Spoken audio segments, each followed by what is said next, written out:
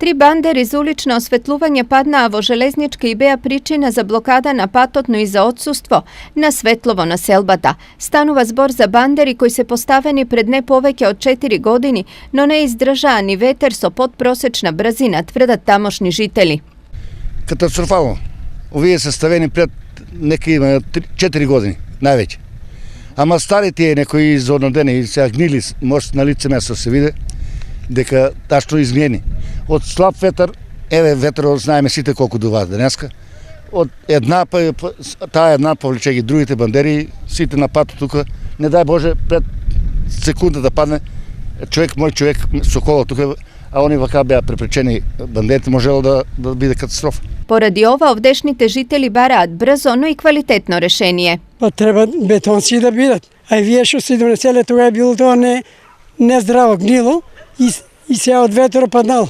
Ако имало некој човек тука на пато или кола, ќе го утепало. И тоа треба одно да стават бетонски, а не вие дрвени од дека сте собирали тие.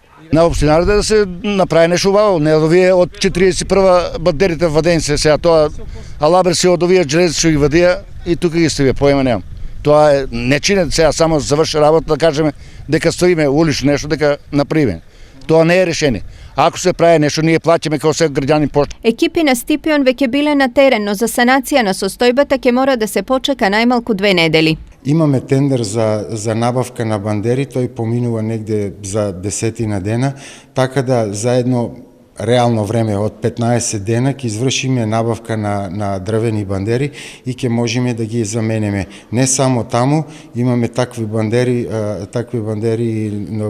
на улица 4 јули и уште 2-3 места во градот. Инаку со соодветно третирање на дрвот, овој тип на бандери можат без проблем да траат најмалку половина век, независно од временските влијанија.